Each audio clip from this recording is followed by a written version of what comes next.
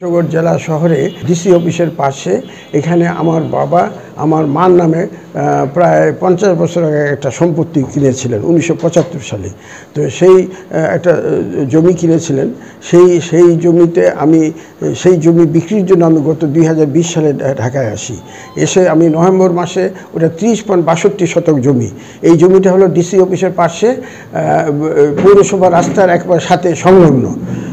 তো ওই জমির 30.62 শতক জমির 5 শতক জমি আমি বিক্রি করি 2020 সালে নভেম্বর মাসে একজনের কাছে। উনি ওনার নামে খারিজও করেন।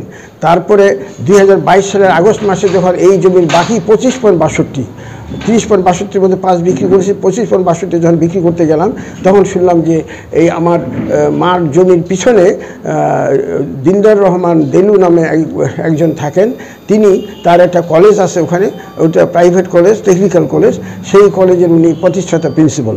উনি ওই আমার মার জমিটা, ওই জমিটা যেটা আমি বললাম আমার মার জমির পিছনে তার কলেজ আর আমার মার জমির সামনে পৌরসভার বিরাট রাস্তা, তো সেই দিক দিয়ে তার এটা ওই জায়গাটা খুব গুরুত্বপূর্ণ আমার মার জমিটা। এবং তার বের হওয়ার বিকল্প রাস্তা ছিল না, সে দূর দিয়ে বের হয়ে পৌরসভা রাস্তায় উঠত। তো সেই জমিটা সে দখল করে নেওয়ার জন্য 2006 সালে সে চেষ্টা করে কিন্তু পারেনি। তারপর 2012 সালের দিকেও ওই জমিটার পশ্চিম দিকে প্রায় 15-2 ডিসেম্বর জমি সে দখল করে নেয়। তো আমি তাকে অনেকবার বলেছি, কিন্তু সে বলতেছে যে ঠিক আছে আমিন নিয়ে মাপা হবে, মাপার পরে যদি আপনার থাকে আমরা ফেরত দিব। কিন্তু 2015 সালে এবং 2016 সালে দুইবার মাপা হয়, কিন্তু সে তারপরে বিভিন্ন রকম টাল বাহানা যে আমার ঢাকা থেকে খবর আসছে আমি কালকেই চলে যাব কাজে, আর আবার যে আমি আমিন নিয়ে মাপতে চাইছিলাম আমার মাপা সম্ভব হলো না, আপনি পরে আসেন, এইভাবে সে আর ওই জমি ফেরত দেয়নি। তখন সে ষড়যন্ত্র করে আমাকে বিপদে ফেলার জন্য আমার নামে ঢাকার অগ্রণী ব্যাংক পরিবেশ ভবন শাখা আগারগাঁও ঢাকাতে একটা ভুয়া অ্যাকাউন্ট খুললো। এবং শুধু আমার নামে নয়, আমাদের এই সমস্ত পারিবারিক সম্পত্তি দেখাশোনা করতেন ABM জয়নাল ইসলাম খান, এবং ইনি মৎস্য বিভাগের একজন রিটায়ার্ড, সম্প্রতি 2 বছর রিটায়ার করছেন, রিটায়ার্ড কর্মকর্তা। ইনি ওই জমি দেখাশোনা করতেন 25-30 বছর ধরে।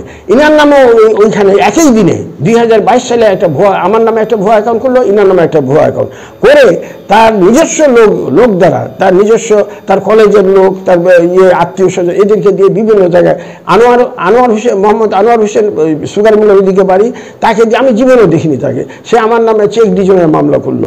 ওই আমার যে অ্যাকাউন্ট খুলেছে ঢাকার অগ্রণী ব্যাংক পরিবেশ ভবন শাখা আগারগাঁও ঢাকা, ওখানে আমার নামে একটা ভুয়া অ্যাকাউন্ট খুলেছে। আমি জীবনেও যাইনি, আমি দরখাস্ত করিনি, আমি কোনো চেক বই নিই, আমি তো জানি না। এবং তো তারপর ওখানে ভুয়া অ্যাকাউন্ট খুলে এই আনোয়ারকে দিয়ে ওখানে 20 লক্ষ টাকার একটা মামলা করা হলো পঞ্চগড় জজ কোর্টে। এই দিলদার আমাকে একদিন ওখানে ভয় দেখায় যে তুমি যদি তোমার জমি আমাকে লিখে না দাও তোমার বিরুদ্ধে 64 জেলায় মামলা হবে, এইভাবে বলে সে চলে যায়। তারপর তো দেখি ওখানে জমি বায়নামার ওই আনোয়ার হোসেন 2টা মামলা করলো, আর এই সম্প্রতি ওই জমি বায়নামার মামলা থেকে আমি অব্যাহতি পেয়েছি পঞ্চগড় জজ কোর্ট থেকে। এটার একটা বিহিত করুন, মানে যারা কালপ্রিট তাদেরকে আইনের আওতায় এনে তাদের একটা এমন শাস্তি দিন যেন ভবিষ্যতে এই ধরনের আর কাজ কেউ করতে না পারে, এবং এই মানে অন্য কেউ যেন সাহস না পায়।